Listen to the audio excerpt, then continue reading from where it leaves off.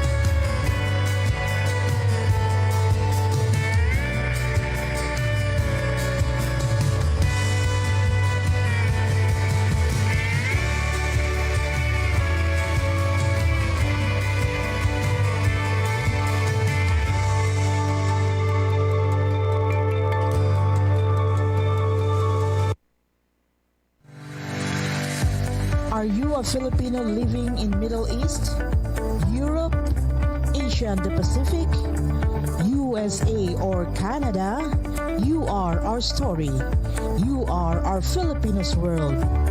The Filipinos World Saturday every 4 to 5 p.m. only here on RPN DXKO 1368 Teleradio.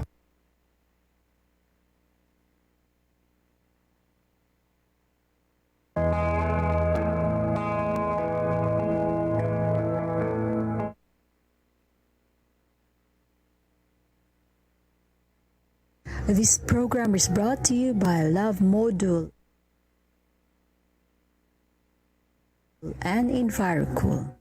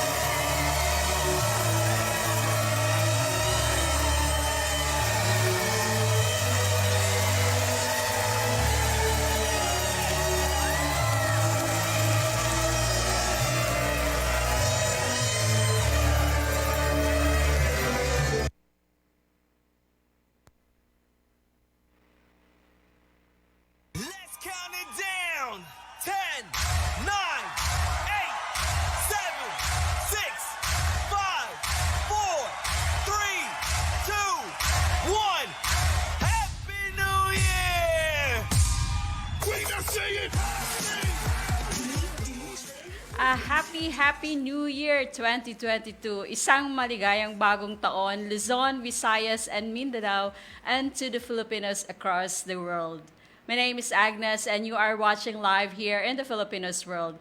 We are broadcasting live, powered by TV5 Cagayan de Oro City, Philippines, and live streaming via facebook.com/RPN Cagayan de Oro 1368. And together with me here live, the former Binibining Pilipinas World 2003, the founder and CEO of MAFE Management Consultancy, and a certified authentic presence coach, Miss Mafe Velasco. Happy New Year, Miss Mafe. Happy New Year, Miss Agnes, and also to the Filipinos world. I hope you all had a blessed one. And I know just now, as we started California, my family in California, Happy New Year! Happy New Isang Year. maligayang manigong bagong taong. Pagbati mula dito sa Makati City, Philippines. Kasama ng aking pamilya. Of course, they're also tuned in. Hello everyone. And of course, mga kababayan, year 2021 has passed. The world was widely hit by the COVID-19 virus. So let's have a retrospection on how COVID-19 impacted the world and the Philippines. A number of overseas Filipino workers have returned home and rejoined their families since the onset of the COVID 19 pandemic. As per the records of the Overseas Workers Welfare Administration, a total of 809,374 OFWs were transported back to the country as of November 28 after undergoing quarantine protocols and provided assistance by the government. Those who have returned consisted mostly of the pandemic affected workers and displaced OFWs due to lockdowns that crippled the world economies. Globally, the pandemic affected over 125 million workers unemployed. That's according to the International Labor Organization. And on the other hand, the Philippines' gross domestic product, GDP, shrank by 4.2% in the first quarter of 2021, extending the recession to 5 straight quarters as the pandemic dragged on, making it the longest recession since the Marcos era. The Philippines pandemic lockdown, described as one of the longest, affected 75% of the economy. In 2020, full year GDP contracted 9.6%. Pre COVID 19, the Philippines is one of the fastest growing economies in Asia, with real GDP growth average of 6.3% annually over the 10-year period up to 2019, with private consumption, investment, and services as major growth drivers. The Philippines would have been to become an upper middle income country in 2020, or 2 years ahead of target, but the pandemic. And since the COVID-19 pandemic, the Philippines has revised development plans reflecting on the increasing risks from the impact of the pandemic and its aftermath on policy making as well as economic and fiscal outcome. The Philippines' general government debt to GDP ratio is expected to reach 52.7% and 54.5% in 2021 and 2022, much higher than the 34.1% in 2019, and will exceed the median increase for BBB rated peers. No import and export restrictions were implemented during the pandemic period. On the other hand, the importation of health equipment and supplies deemed critical or needed to address the COVID 19 public health emergency were exempted from duties, taxes, and fees pursuant to Republic Act number 11469, otherwise known as the Bayanihan to Heal as One Act. According to Asian Development Bank, Philippines Country Director Kelly Bird, the Philippine economy has shown impressive resilience, growth momentum as clearly picked up on the back of the government's vigorous drive to vaccine Filipinos against the COVID-19 virus. Public spending on infrastructure and continued vaccination of the population will help the country further accelerate its recovery in 2022. The inflation outlook for 2021 and 2022 is 4.4% and 3.7%, respectively, mainly due to rising fuel prices. These are up from ADB's September forecast of 4.1% in 2021 and 3.5% for 2022. Moreover, the Asian Development Bank has been supporting the government's Build infrastructure development program, which seeks to boost investments on roads, bridges, and railways to fuel faster growth, especially in areas outside the capital, Metro Manila. ADB's current investments in the country's flagship projects include the Malolos Clock Railway Project, EDSA Greenways Project, and the Angat Water Transmission Improvement Project. The bank is preparing a 175 million loan to assist the government in building climate and disaster resilient bridges to improve road traffic flow in Metro Manila. That's a look back 2021 on Philippines. Mga ka-TFWs, please stay tuned with us. When we come back, let us have no other than the Chairman and CEO of the Manila Times, Mr. Dante Ang II, and the Octa Research Fellow and University of the Philippines Professor, Dr. Guido David, as they will discuss on the political and social condition of the country by 2022. We will be right back.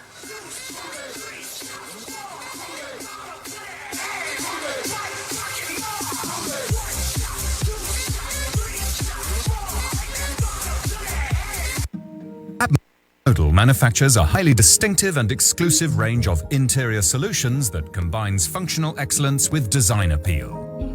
Solutions with integrated, innovative, ergonomic features to well-designed workplaces. Our company is based on the inherent values that shape the core of who we are.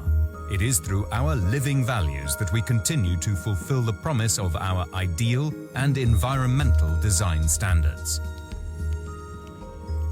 Each and every groundbreaking product we've introduced over the years has been the result of our team's hard work and dedication to provide our absolute best to who we care most about, who is our customers.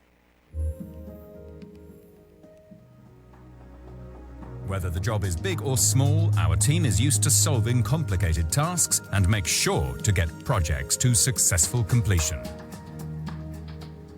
Whether it is local or global.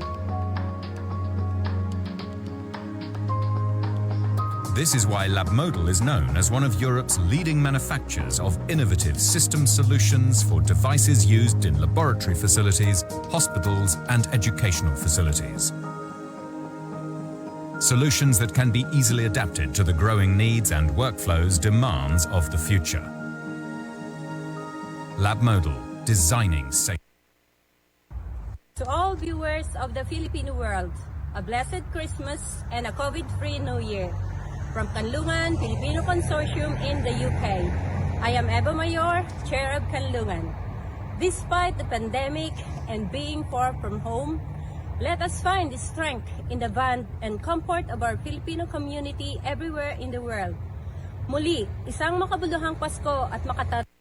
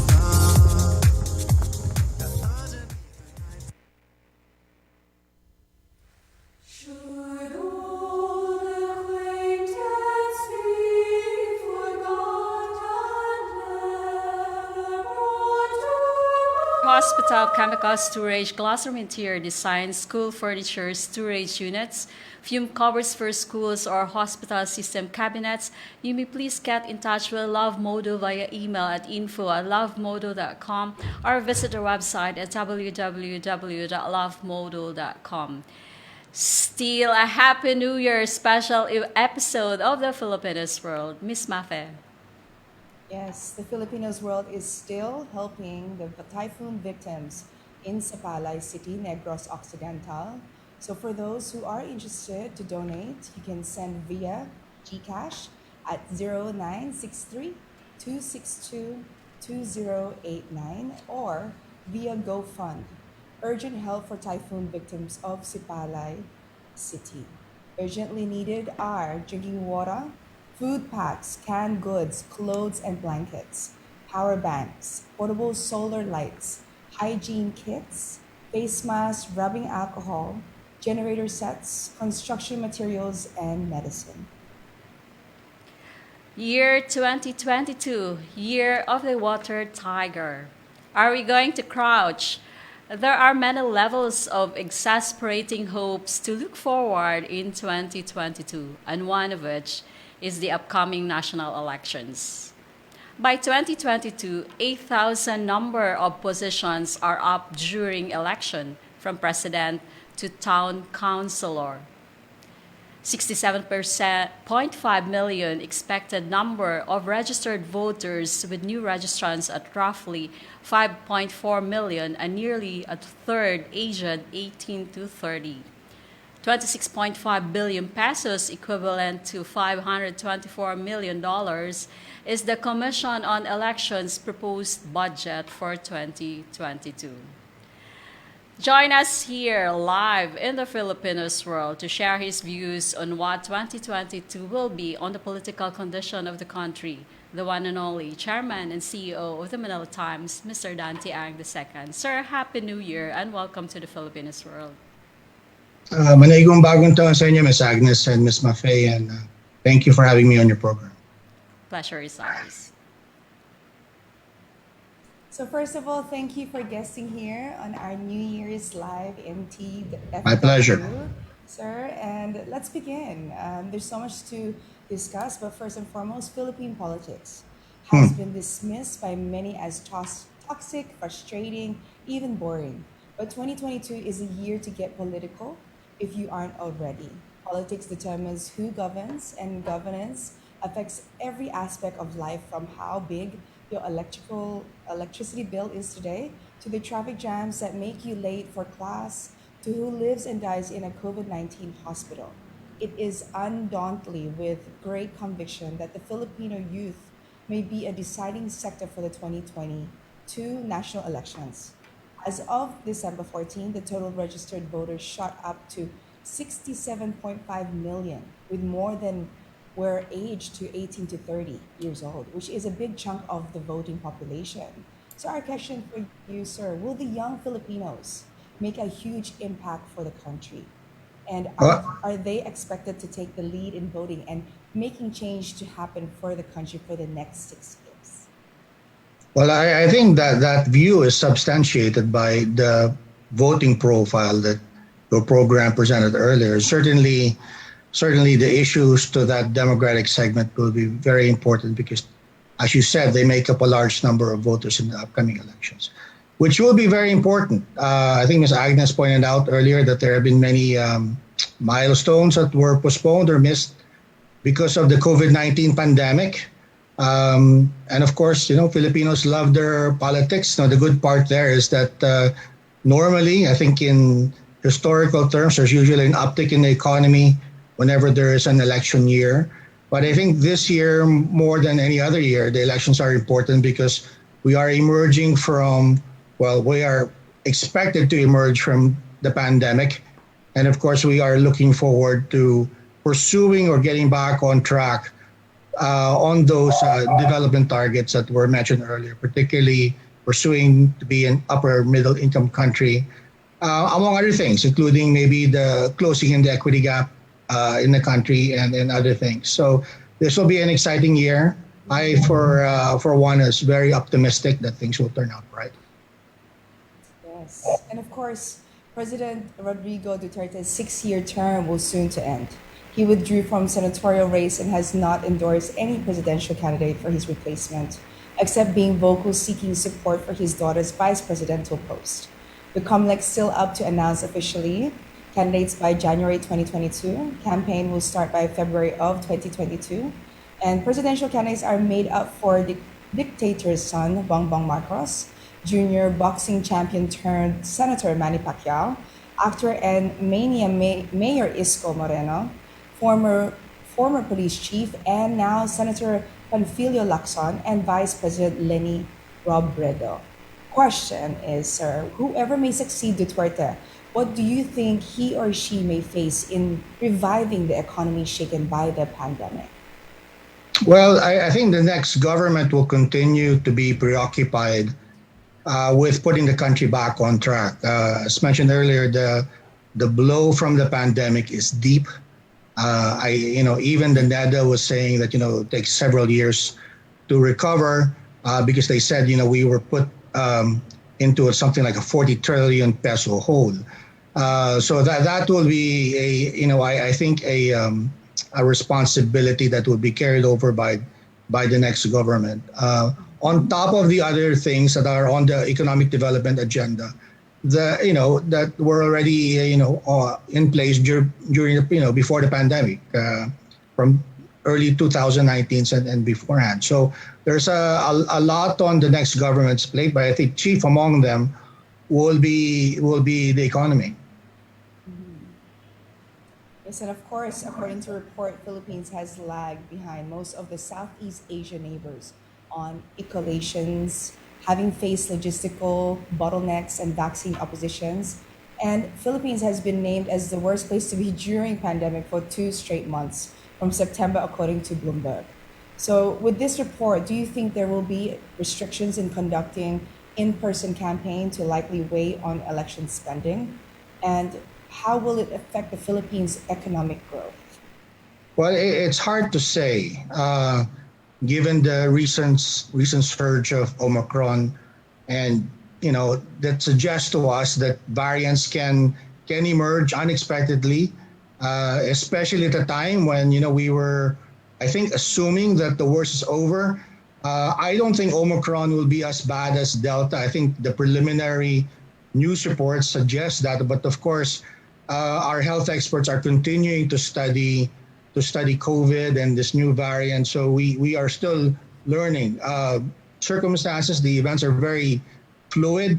I don't know what COMELEC will impose, but certainly I think there is a sentiment among the public that the campaign, especially among the aspirants, should be done in a responsible manner. Now, while I am confident that we can overcome COVID and the Omicron, I think it is incumbent upon us all to follow the health recommendations. First of all, to be vaccinated as early as possible and follow those simple guidelines. Just wear your mask properly. Not many people are seem to be doing that. People are probably tired. Avoid crowds, and again, that was probably difficult because of the holiday season. But now that we've passed January 1, perhaps we can get back to those reminders, and just follow regular hygiene. Wash your hands regularly. I think it's quite simple to avoid COVID. Of course, nothing is risk free. But the recommendations seem to be practical. They're not overly burdensome. And I think if we just follow the rules, things would be much better. I agree with you, sir. Thank you for that.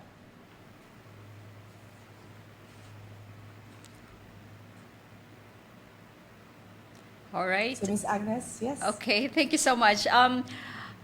Thank you, Ms. Mafe. Sir Dante Ang, thank you so much for gracing here in the Filipinos world. I have a follow-up question, though, on this pertains to the country's fate, which was significantly be decided during the May 2020 election. May 2022 elections. And whoever wins as president may have to revive the pandemic hit economy. The Philippines, as mentioned earlier, referred as the worst place to be in Asia during the pandemic. The winner, as predicted, may just take 25% of the total voting population, which is the total of which is 67.5 million. Given that winning percentage, which is considered to be a minority president, just like what Duterte had when he won the 2016 election, how do you think the next president will reward allies, penalize adversaries, and distribute power? Well, I don't know, to be honest with you, but I do hope that we are beyond, petty politics, and that, whoever is elected in Malacanang will concentrate on the national priorities rather than addressing the needs of their supporters. But there's certainly so much to be done by the national government and by every elected official, and that should be on top of everyone's political agenda, beginning with the president all the way down to barangay captain. I hope those priorities will prevail over any particular political or self-interest. Thank you for that, sir. Just so to concretize or put a meat on how elections will bring forth to the Philippines or to the Filipinos, how do you think the new president will strategize to attract foreign investors, being confident on the country's recovery over pandemic and the recent, which was hit by the typhoon? Well, the COVID management, I think, is an ongoing concern.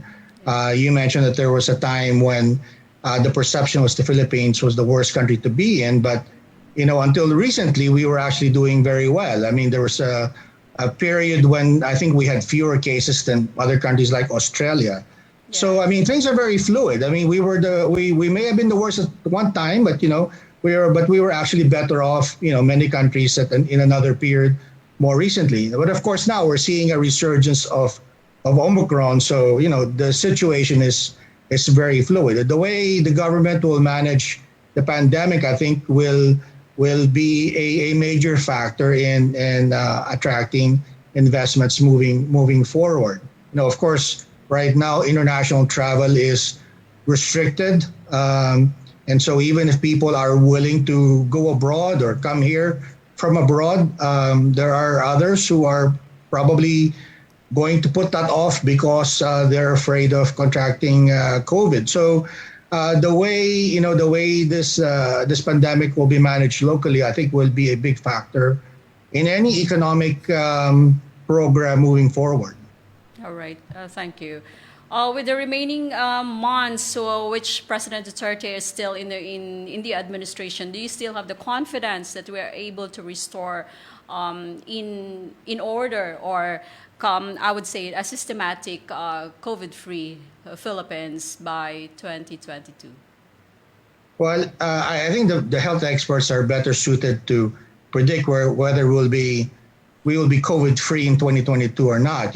Our position in the Manila Times is that economic planning should look beyond COVID. I think we should accept that COVID will be around for many years to come. We don't know to what degree. It could be like the pox, where we have to be inoculated for it, every few years. But regardless of the situation, I think the government and the private sector will just have to learn how to live with COVID-19.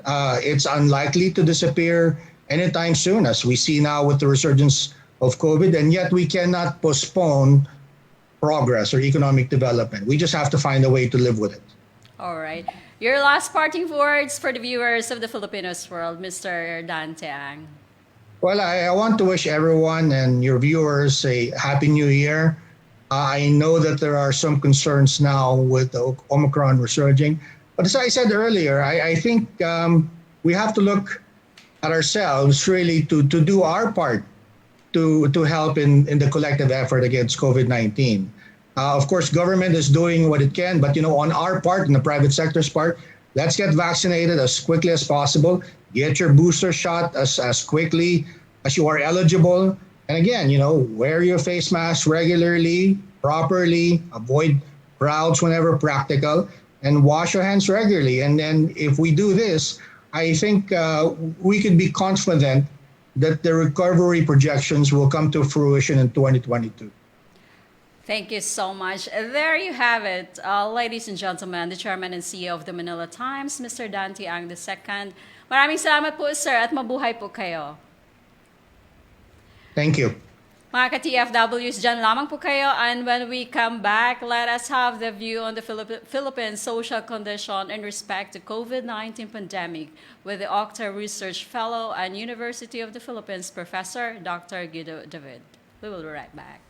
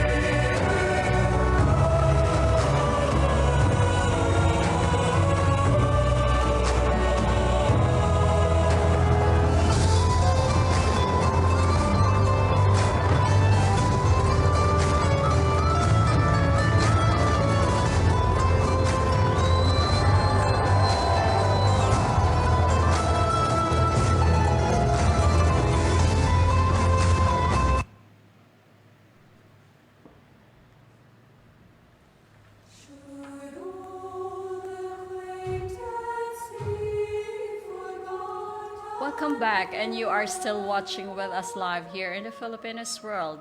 For your cooling services, you may please get in touch or visit the website envirocool.ph.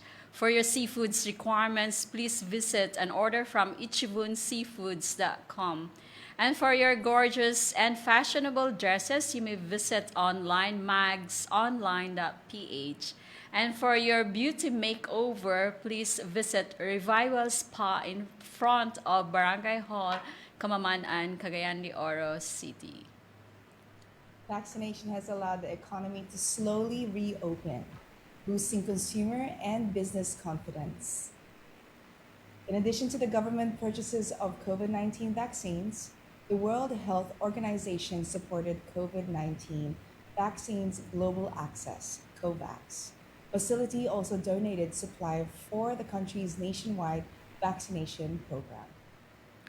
The Asian Development Bank, or ADB, has been assisting the government in procuring COVID-19 vaccines. It already provided $425 million in total financing through the health system enhancement to address and limit COVID-19 under the Asia-Pacific Vaccine Access Facility, or HEAL, and HEAL-2 programs.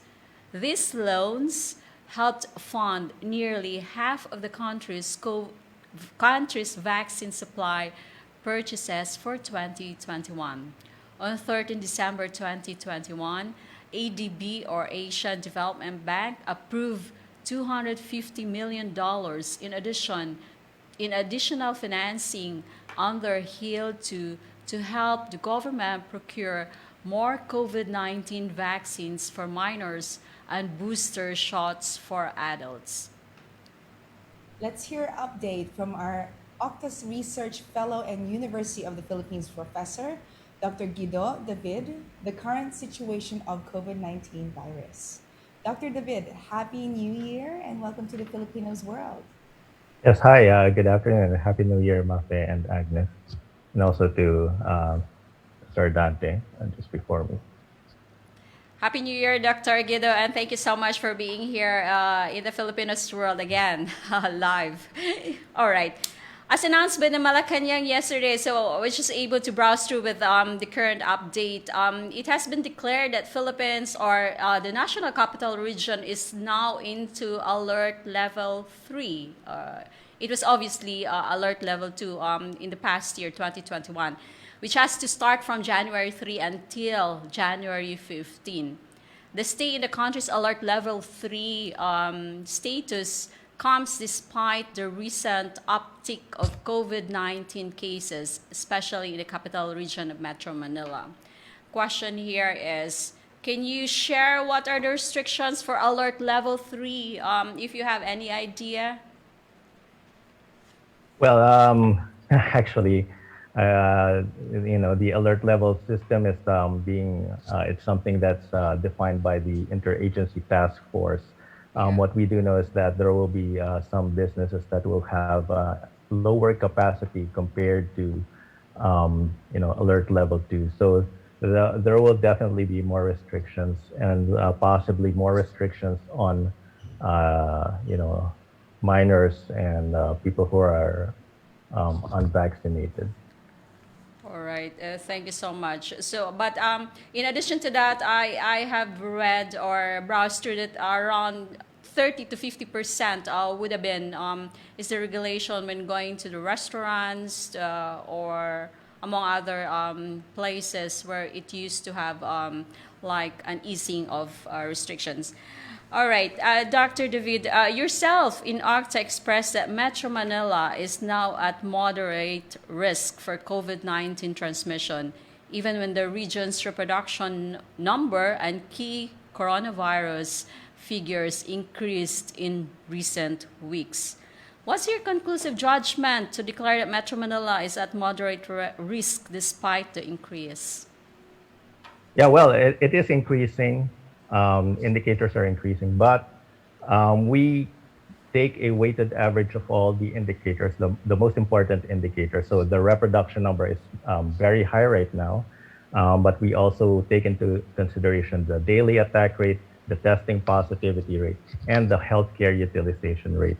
And there will be a difference in the way we calibrate these compared to previous surges. We are primarily interested in the healthcare utilization rate because that will determine if hospitals will be overwhelmed. And in the past, because of low vaccination, our hospitals were really threatened, and we are aware of that. I mean, it happened in March, and it happened again in August of this year, or last year rather. But this time, we're hoping that the vaccinations will do their work. Will do the part, and this is what we have based on preliminary evidence and studies based in South Africa and other countries show that vaccinated people will have a lower rate of severity. That means more mild cases. And if that's the case, we will be able to cope with the surge in cases. Even as the surge comes, the hospital utilization will not be high. Hospitals will not be overwhelmed, and this is what we call, living with the virus. So we have this would be a way for us to continue with our, businesses, with our economic programs, without compromising them because of the surge in cases. All right. Thanks so much, Dr. Guido. Did you have any updated statistics on the vaccinated Filipinos as per your data in OCTA? Yeah, well, we're seeing that about 50 million Filipinos are already fully vaccinated. And that's a significant number because, as you mentioned a while ago, the voting population is about 67 million. So, I mean, if we compare that to the voting population, that means most adults and probably some children are already fully vaccinated. That being said, the vaccine status is not even throughout the whole country. Some have a higher level of vaccinations, and some will have a lower rate of vaccinations. I don't have the distribution right now, but I do know that, of course, NCR has a high level of or a high vaccine coverage already. All right. Thank you so much for that, Dr. Guido. My colleague, Ms. Maffei, may also have some questions for you. Yes, hi, Doctor. In one of your interviews, you mentioned that the daily positivity rate in the National Capital Region, NCR, has increased over 5% as of Monday last week. You also mentioned that this was the first time the positivity rate in Metro Manila has risen above 5% since October 24. And the 7-day positivity rate in NCR was now at 2.4%. So my question is, can you please explain what were the factors that arose from such increase? Well, the rapid increase in the positivity rate mirrors what we actually observe in countries like South Africa, where we're in the where in the number of cases surge very quickly, very rapidly, and the rate of increase right now that we're seeing, as I mentioned, is similar to what we saw in South Africa. So we have, in a way, circumstantial evidence that this is really driven by Omicron. In fact, kanina, Sir Dante already mentioned that it's an Omicron driven pandemic, and of course we're waiting for the surveillance results from the Philippine Genome Center and RITM and others that will give us confirmation on local transmission of the Omicron virus. But again, with the high reproduction number of about 3 and high positivity rate, but so far low hospital utilization rate, it's only at 20% right now, and that's way below 70%. So that gives us optimism too. I mean, in a way, there's like a bad news, but there's also a good news, because the bad news is that we're having an Omicron surge, but the good news is that the fact that it is an Omicron driven surge could mean that lower hospitalizations, as we mentioned a while ago. This would allow us to essentially, live with the virus, so to speak. And of course, as per Department of Health, more than 57 million Filipinos, or nearly 65% of the target vaccination, has received at least one COVID-19 vaccine dose as of December 28, 2021. And more than 48 million completed the dose, and more than 1 million for booster dose. So how confident is the Philippines to open the borders, especially for foreigners? Your probability and guesses on this, maybe potential scenarios. Right. Well, yeah, that's a fair point. Before Omicron, in fact, last November, we were already in discussions with Go Negosyo and Philippine Airlines about really opening up, reducing quarantine time. So this would help bring in passengers because of the logistics involved with air travel. If we have to test every one of them and have to check, and they have to undergo quarantine, that adds a lot to the logistic challenges. And again, without the threat of Omicron last year, around November last year, I think we were ready to open the borders. We were just doing it in stages. The problem is, of course, with Omicron, we have to somehow let it pass through. We have to, let the wave, be over, because it would be a challenge to get the borders completely open at this time. Obviously, it will affect the pandemic situation in the country. But there's optimism that, like I mentioned, if we are able to follow the trajectory that was observed in South Africa, they had a surge, but it lasted only 1 month, and it was actually faster than the previous surges. I'm not saying that that's what's going to happen in the Philippines because we have a different vaccine portfolio, different coverage, different demographic, different ethnicity. But at the same time, it gives us some level of hope that the surge, which is happening right now, will be quick, but it will be over quickly. I mean, hopefully, by the end of January, maybe it's already on a downward trend. We just have to, sort of live with it at this time. Thank you All for right. that, Dr. Guido. Of course, as an expert, I hope everybody in the Filipinos world is listening or even sharing this live stream and also episode, because we have to have hope and faith that the experts are doing everything they can possibly do to make sure that we are educated enough to know how to be safe. And also, like what Mr. Dante mentioned earlier, just following protocols. It's great reminders for us, and it's simple reminders so that we can be connected. Of course, we talked about having our family or even us traveling. We look forward for those moments, right? So thank you again, Dr. Guido. I know Miss Agnes may have some follow-up questions for Yeah, you. thank you so much, Miss Mafe. Dr. Gito, do we know how many Omicron cases we have here in the Philippines at the moment? Well, the latest genome sequencing results, I think, showed 10 new Omicron cases. So if I'm not mistaken, that would bring a total to 14.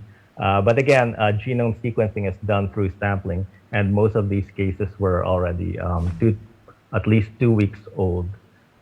So it doesn't give us a real-time picture of what's happening. We can only guess what's the current sampling distribution right now. Well, wondering though, because as of today's report in the news in Europe, there are around 1 million cases already rising up due to these Omicron cases. So I'm wondering what's the mechanism that Philippines is doing so just to protect or safeguard us from having spread with this Omicron variant. Well, of course, the Omicron cases are mostly imported right now. Of course, we might be having local transmission. International border controls is very important. And that's why implementation there is important, not to let cases with the Omicron virus come in and spread. Now, locally, I think Sir Dante already mentioned the things that we really need to do, which would be, really protect ourselves when we go out. I mean, wearing face masks is still very, very effective in preventing transmissions. And we can follow the 3 Cs, the apat dapat. There are several, guidelines given. But basically, I think Filipinos, for the most part, have learned to cope with the pandemic during the previous surges. Of course, complacency went up a little bit last December, because at the same time they were aware, or what they knew was that the cases were really low at that time, and it's just that unfortunate that the surge happened so quickly that it caught many people off guard. So really, it's just again following minimum public health standards, getting ourselves vaccinated if we're not yet vaccinated, getting the booster shots if we're eligible. And if for those people who are having symptoms of colds or something similar, maybe they could already try to self-isolate. And let's protect the unvaccinated, the children, by decreasing their mobility, by safeguarding them basically. Your office, the Octa Research, has been doing like extensive research, gathering data all over the country. How far would this go with regards to monitoring country level and also down to the barangay level? Well, we have been monitoring this. We have been working with Go Negosyo to monitor the risk levels for provinces. We do that also for cities. For barangays, well, I mean, that's a bit extensive, but we do that sometimes as well for certain LGUs. Right now, the risk, the search is really happening in NCR and Cavite, Rizal, Laguna, and Bulacan, because that's where we're seeing the increase in cases. So it's not yet happening outside these regions. In other areas, the risk level is still very low. For example, in Cebu and in Davao del Sur. All right, thank you. A little bit of a political question down to integrate with your field, though. As you all know, by February 22 will be the start of the national campaign. How will these upcoming national elections affect the condition of the country, like restrictions, regulations on the COVID-19 protocols? What's your personal take on this? Well, that's a good question, and obviously the campaigns will be affected right now because of the Omicron surge, Yeah. especially in these areas around NCR. Probably in areas like Davao del Sur or in Visayas, Cebu, where there is no evidence yet of Omicron, then it's probably not gonna be as affected at this time. But it's I mean, it may seem like there's a high possibility that if we have the Omicron here in NCR, it will somehow find its way in other parts of the country, and it will definitely affect that. And because of this unevenness, meaning that the surge is happening now here in NCR, but not in other parts of the country, but that it may leak to other parts of the country, then it will create an unevenness, meaning that, for example, if we have the scenario that by the end of January, the surge will be on a downward trend in Metro Manila, it may still be possibly rising in other areas, in other parts of the country. And it may take a longer time in parts of the country where vaccination coverage is much lower than here. So that creates a really tricky situation because obviously, it would be difficult to embark on a campaign if there's a significant risk threat due to the Omicron virus. We know that most cases will be mild, but at the same time, we still have to take that into account. I mean, the risk of getting the virus, especially as we mentioned, in areas with low vaccine coverage. So again, there's a lot of factors involved here, and it's going to be tricky. We hope that we can manage this very quickly because this surge, because again, that will affect how the election campaign will roll out within the next months. All right. Thank you so much. Siguro, one of the we have already mentioned, Mr. Dante Ang mentioned this, so forth with Ms. Mafe and yourself too. Kailangan talaga maging disiplinado ang mga Filipinos at mag-ingat sa mga anumang, like kung lalabas ng bahay. And so forth. Dr. Guido, your last parting words or your parting words for the Filipinos world, a New Year's message and so on. Yeah, well, we went through so much over the past 2 years. This is possibly our fourth wave that we're experiencing. I think, in a way, many Filipinos have learned to live with the virus, and we have to just face it right now by doing best practices, so we can essentially dance around the virus. Wearing face masks, social distancing, avoiding crowded areas, 3 C's, etc., and getting ourselves vaccinated. We really can help each other, and it's really a time. I mean, it's always been a time for us to be unified, to be united, to work towards a common goal, and we can do this by helping each other. Not following rules basically, and in that way, that will also help our kababayans if we follow the rules, because we will be indirectly protecting them. And again, getting ourselves vaccinated if we're not yet vaccinated, and getting the booster shots, that will significantly decrease the impact of the virus if it ever comes into a certain area. All right. Thank you so much, ladies and gentlemen. The Octa Research Fellow and the University of the Philippines Professor, Dr. Guido David. Mabuhay po kayo at marami pong salamat. Happy New Year. Thank you. Happy New Year. Mga ka-TFWs, dyan lamang po kayo at huwag bibitiw. We will be right back.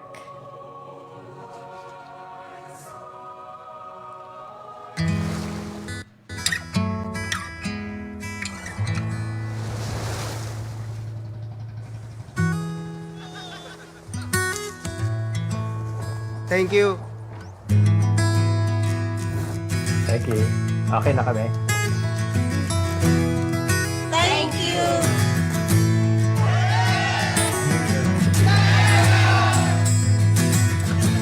Thank you. Thank you.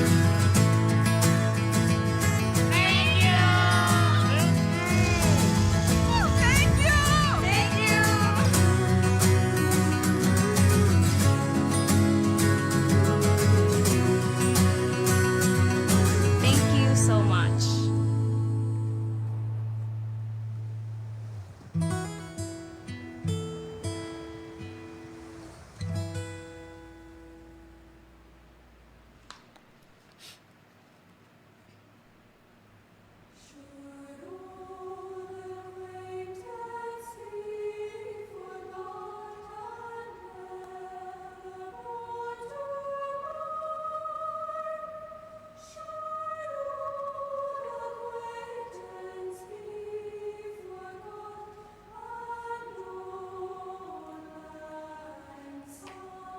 Welcome back, and you're still watching with us live here in the Filipinos world. I'd like to say hi to my sister Arlene and to my nieces, Andy and Duday. Thank you so much for watching.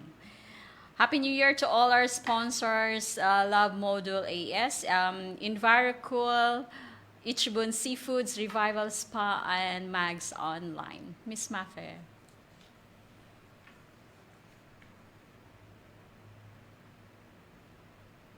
Oh, I think your audio. Oh, here you go. Okay, so last December 30, 2021, President Rodrigo Roa Duterte signed the Department of Migrant Workers Act and the General Appropriations Act, GAA, of 2022 in a ceremony at the Rizal Hall in Malacanang. The 2022 GA, amounting to 5.024 trillion, is significantly higher by 11.5% than this year's national budget. Expenditures related to the coronavirus disease 2019, COVID-19, pandemic response and recovery operations after the onslaught of Typhoon Odette in several provinces are expected to be included in the 2022 GA. Likewise, the Chief Executive signs the Department of Migrant Workers Act. Kaya sa lahat ng mga OF or migrant workers, mabuhay po kayo and congratulations. According to Senator Christopher Lawrence Bongo, the creation and establishment of the proposed department is one of the priorities of President Rodrigo Duterte, even certifying it as an urgent bill in March.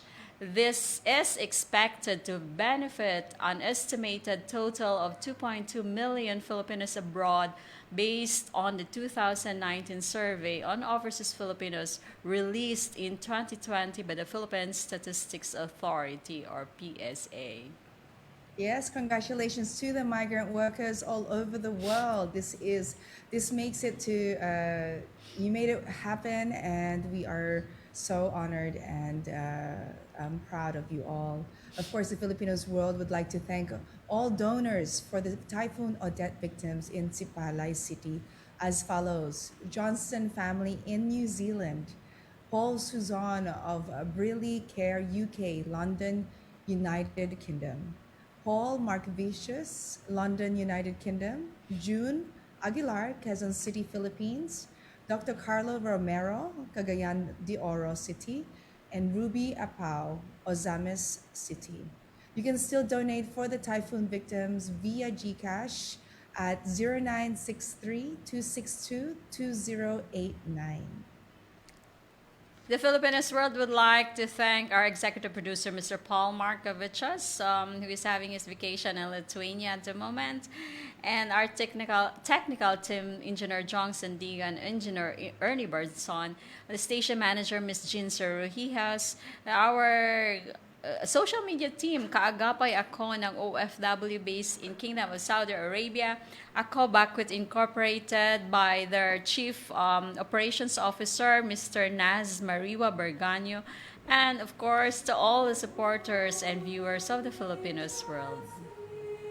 Yes, for this we say, we bring Filipinos closer to the world, we bring the world closer to the Filipinos, and Filipinos closer to each other. This has been your ka-TFW Agnes together with... Mafe Yunam Velasco. Thank you so much. Thank you so much, Miss Mafi, for having us here in the Filipinos World Live. I hope you had a wonderful New Year, though. I did. Thanks to my amazing husband, Nick Velasco. Hello, tuned in. Hi to and my Nick. children. Yeah. So my family in California and Sydney. Hello, Happy New Year, guys. Happy New Year. It's so wonderful to have you on board always. Yes. Thank you so much. And thank you so much, everyone, for watching here in the Philippines World. Stay safe. God bless you. Have a blessed New Year to all of you. Thanks so much.